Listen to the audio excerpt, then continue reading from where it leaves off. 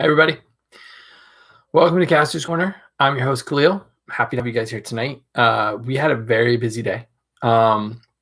We talked this morning to the Hasbro Star Wars team. The interview is up on the website, kastorcorner.com. And if you are a subscriber of our podcast, we have a bonus episode, which takes the audio from the interview. So you can listen to it in your car or in your earbuds instead of having to watch it, or you can watch the interview. Tomorrow, we're going to be putting up our one-on-one interview with the Marvel team from Marvel Legends, from the Hasbro Marvel Legends.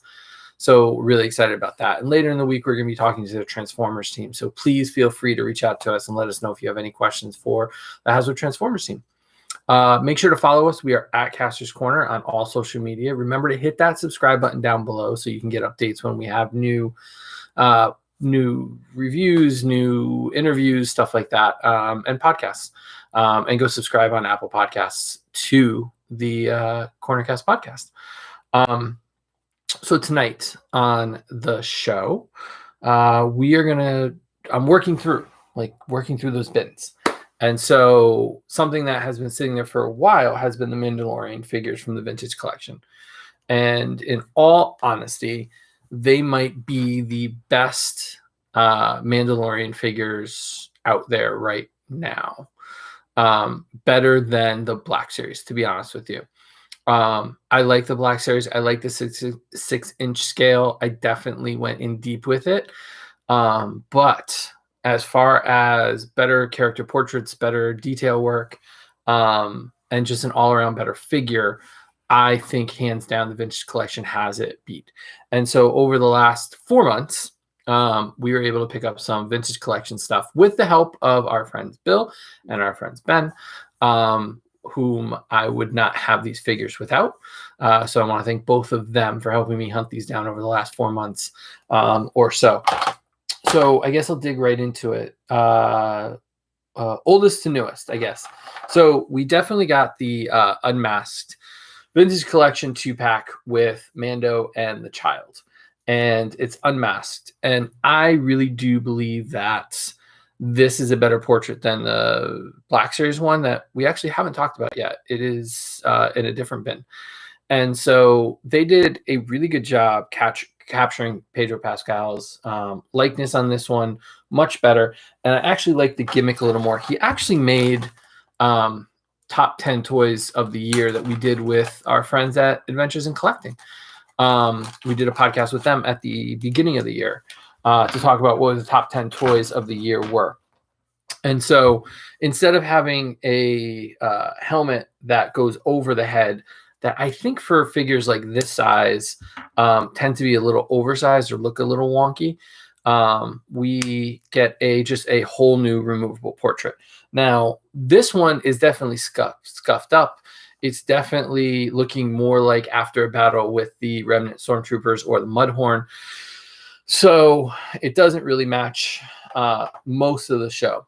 But there's another vintage collection Mando out there. Much cleaner armor, much better look. Comes with a rocket pack. He was single packed. And I think it's the same body. It's the same pieces here. The difference is the color. So you can see this one's all scuffed up and dirty on the helmet. This one's nice, bright, shiny. Again, did a better job than the vintage than the Black Series in giving us a better armor, a better backpack with cape. I mean, just all around. The only thing that could have made this better is if this cape was soft goods. That's the only thing that could have set this one and that one apart for sure. We did get a rocket pack with the 2-pack as well. We get the Ice Cream Maker Beskar armor holder with the 2-pack. We get some Beskar. We get his rifle as well as his pistol. And we get a little vintage collection size Child. So you can see how tiny he actually is next to Mando. Fast forward to recently, we got another Child figure, which actually, they actually gave us 2 different portraits. And I don't know if I will be able to show you. Here's a card back for him. Let's see if we can get this to work. Let me get close up. There are close-up pictures on Kastor'sCorner.com. You can go see the close-ups there for sure. But let's see if we can get the camera to focus. Maybe. Let's see if we use Grief Karga's card. No, not really. It's kind of hard. They are two different face portraits on the child here, which I think is great. I think it adds to the value of it. The 2-pack with Mando, dirty, scuffed up Mando, and the child have a much more neutral look, whereas the child on his own has a very surprised look on his face. But he does come with his pram with a little floaty piece here. It's not silver in color like the other prams we've seen. It's the white color, which I really prefer a lot more. It's got blankets and detailing on the inside. It has a cover so you can close it up. Sort of. It doesn't work that well. It doesn't really fit into the grooves that well. Oh, there we go. But there is a little bit of a space at the top, so it's not a complete coverage. It's still a really good piece when you think about it. The back end does come off, though. So you can take the whole cover off the pram, position the child inside with his blanket, and then close him back up. I think that's just, it's perfect. It's really well done. It's really well executed. Very happy with it. But we have some secondary characters to go along with. If you're here, if you have a comment or questions, please ask. We're happy to answer. We did get the Flametrooper. One of the few people that was able to pull it off and get the Flametrooper. This one was thanks to Hasbro. They sent it along in the big Mando box for us, and happy to have them. I would like another one, but I have not seen these in stores. So I'm happy to have just the one of them for sure. Who else do we have? Oh, the child does come with a little frog too. All the little accessories, all the little fun stuff. What else do we have? We have Moff Gideon with his pistol and darksaber. So the Mandalorian can also walk around with the darksaber. Hopefully, at some point soon, we will get a Bo-Katan, so we can have that little fight or that little argument out. Darksaber, again, better executed than the Black Series figure, just all around. The portrait on Moff Gideon looks just like Giancarlo Esposito. Like, it is one of the best head sculpts I have seen on a toy. And I think that is a testament to how